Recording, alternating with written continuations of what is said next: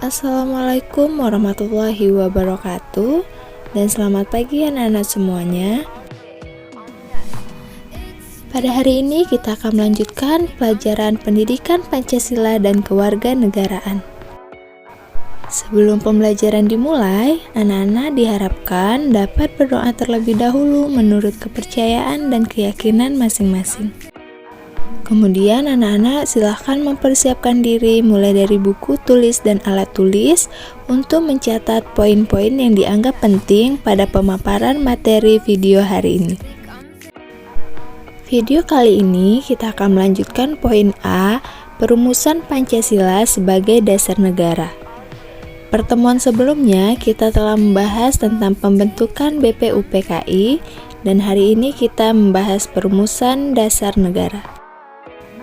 Nah, kita langsung saja masuk ke materi yang akan kita bahas. Bab 1, perumusan dan penetapan Pancasila sebagai dasar negara. A. Perumusan Pancasila sebagai dasar negara. Dasar negara merupakan fondasi berdirinya dari sebuah negara. Ibarat kata, sebuah bangunan tanpa fondasi yang kuat tidak akan bisa berdiri dengan kokoh. Oleh karena itu, dasar negara dijadikan fondasi harus disusun sekuat mungkin sebelum suatu negara itu berdiri.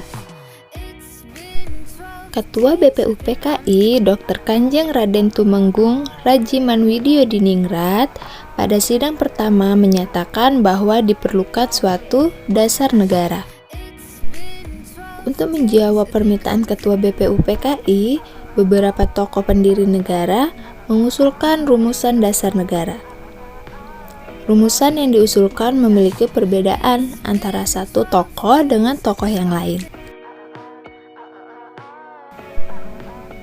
Adapun usulan mengenai dasar Indonesia Merdeka dalam sidang pertama BPUPKI secara berurutan dikemukakan oleh Muhammad Yamin, Supomo, dan Insinyur Soekarno. Pada sidang tersebut, Muhammad Yamin mengusulkan rancangan dasar negara Indonesia mengatakan bahwa rakyat Indonesia mesti mendapat dasar negara yang berasal daripada peradaban kebangsaan Indonesia, orang Timur pulang kepada kebudayaan Timur. Usulan dasar negara menurut Muhammad Yamin yaitu 1. Peri kebangsaan, 2. Peri kemanusiaan, 3. Peri ketuhanan, 4. Peri kerakyatan, serta 5. Peri kesejahteraan. Kelima usulan tersebut disampaikan Muhammad Yamin secara lisan. Namun setelah selesai berpidato, Muhammad Yamin menyampaikan konsep mengenai dasar negara Indonesia Merdeka secara tertulis kepada ketua sidang. Nah, agar anak-anak semua tahu, dasar atau usulan dari Muhammad Yamin secara tertulis yaitu berbunyi 1. Ketuhanan yang Maha Esa, 2. Kebangsaan Persatuan Indonesia, 3. Rasa kemanusiaan yang adil dan beradab, 4. Kerakyatan yang dipimpin oleh hikmat kebijaksanaan dalam permusyawaratan perwakilan, serta 5. Keadilan sosial bagi seluruh rakyat Indonesia. Kemudian, pada tanggal 31 Mei 1945, Supomo menyampaikan pidatonya tentang dasar negara. Menurut Supomo, dasar negara Indonesia Merdeka adalah sebagai berikut. 1. Persatuan, 2. Kekeluargaan, 3. Keseimbangan lahir dan batin, 4. Musyawarah, dan 5. Keadilan rakyat. Nah, pada saat penyampaian pidatonya, Supomo juga menekankan bahwa negara Indonesia Merdeka bukanlah negara yang mempersatukan dirinya dengan golongan terbesar dalam masyarakat yang tidak mempersatukan dirinya dengan golongan yang paling kuat, yaitu golongan politik atau ekonomi yang paling kuat. Akan tetapi, mengatasi segala golongan dan segala paham perorangan mempersatukan diri dengan segala lapisan rakyat. Selain Muhammad Yamin dan Supomo, pada tanggal 1 Juni 1945, Insinyur Soekarno juga menyampaikan pidato tentang dasar negara Indonesia merdeka. Rumusan dasar negara yang diusulkan oleh Insinyur Soekarno adalah sebagai berikut. 1. Kebangsaan Indonesia. 2. Internasionalisme atau pri-kemanusiaan. 3. Mufakat atau demokrasi. 4. Kesejahteraan sosial. Dan 5. Ketuhanan yang berkebudayaan. Pada sidang tersebut, Insinyur Soekarno pun menyampaikan bahwa kelima dasar negara tersebut bukan dinamakan Pancadharma. Atas petunjuk seorang teman ahli bahasanya, rumusan dasar negara tersebut dinamakan Pancasila. Panca berarti 5 dan sila artinya asas atau dasar. Pada akhir masa persidangan pertama, Ketua BPUPKI membentuk sebuah panitia kecil yang bertugas untuk mengumpulkan usul para anggota yang akan dibahas pada sidang berikutnya. Adapun panitia kecil beranggotakan 8 orang di bawah pimpinan Insinyur Soekarno dengan anggota terdiri dari Ki Bagus Hadikusumo, Kiai Haji Wahid Hasyim, Mr. Muhammad Yamin, Sutarjo Kartohadikusumo, A.A. Maramis, Otto Iskandar Dinata, dan Dr. Handes Muhammad Hatta. Panitia kecil mengadakan pertemuan untuk mengumpulkan serta memeriksa usul-usul menyangkut beberapa masalah, yaitu Indonesia merdeka. Usul-usul yang telah dikumpulkan dimasukkan dalam beberapa golongan, yaitu 1. Golongan usul yang minta Indonesia merdeka selekas-lekasnya. 2. Golongan usul yang mengenai dasar. 3. Golongan usul yang mengenai soal unifikasi dan federasi. 4. Golongan usul yang mengenai bentuk negara dan kepala negara. 5. Golongan usul yang mengenai warga negara. 6. Golongan usul yang mengenai daerah. 7.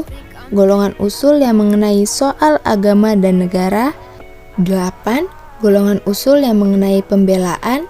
Dan 9. Golongan usul yang mengenai soal keuangan.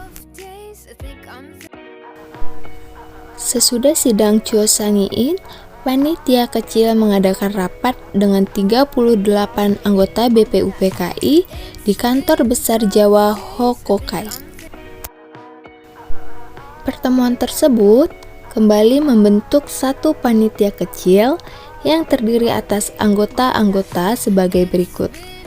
Insinyur Soekarno sebagai ketua, Muhammad Hatta, Muhammad Yamin, A.A. Maramis, Mr. Ahmad Subarjo atau golongan kebangsaan, Kiai Haji Wahid Hasyim, Kiai Haji Kahar Muzakir, Haji Agus Salim, dan R. Abi Kusno Djokrosujoso sebagai golongan Islam.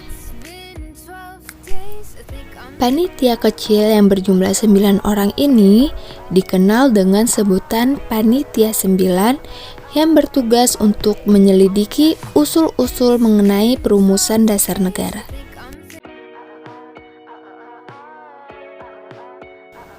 Untuk lebih anak-anak ketahui siapa saja sih Panitia 9, nah Miss tampilkan foto biar anak-anak bisa melihat wajah-wajah yang berperan penting dalam perumusan dasar negara.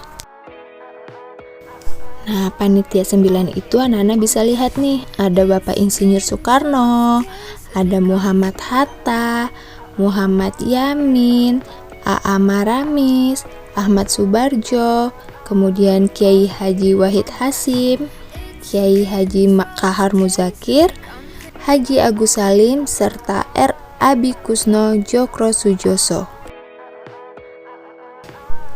Perlu anak-anak ketahui, Panitia 9 kemudian mengadakan rapat di rumah kediaman Insinyur Soekarno di Jalan Pegangsaan Timur nomor 56 Jakarta. Setelah itu, pada tanggal 22 Juni 1945, Panitia 9 telah mencapai satu persetujuan atau kesepakatan tentang rancangan pembukaan hukum dasar atau Undang-Undang Dasar.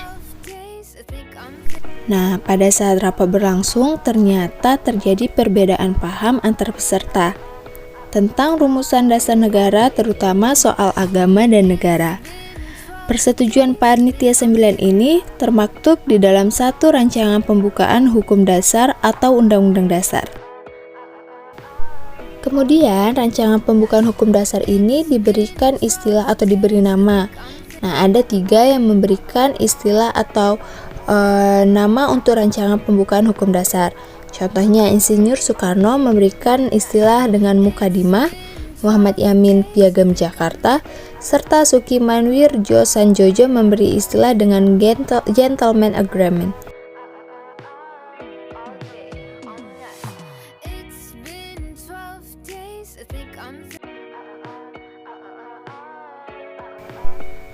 Naskah Mukadimah yang ditandatangani oleh 9 orang anggota Panitia 9 dikenal dengan nama Piagam Jakarta atau Jakarta Charter. Panitia kecil penyelidik usul-usul berkeyakinan bahwa Mukadimah dapat menghubungkan, mempersatukan paham-paham yang ada di kalangan anggota-anggota BPUPKI.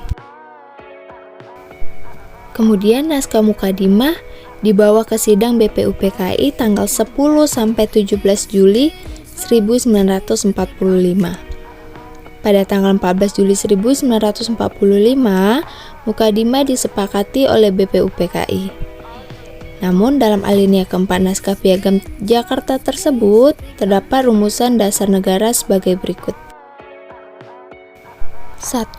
Ketuhanan dengan kewajiban menjalankan syariat Islam bagi pemeluk-pemeluknya. 2. Kemanusiaan yang adil dan beradab. 3. Persatuan Indonesia.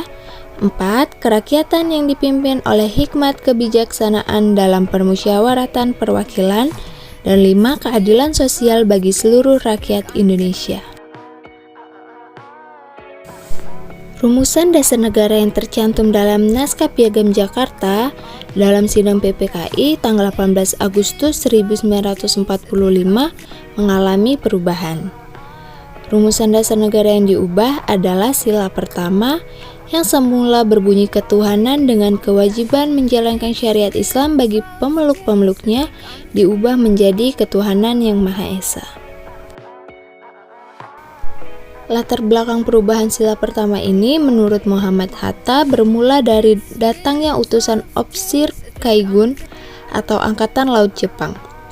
Mereka memberitahukan bahwa wakil-wakil Protestan dan Katolik dari wilayah yang dikuasai oleh Angkatan Laut Jepang merasa keberatan dengan bagian kalimat rumusan dasar negara dalam naskah Piagam Jakarta.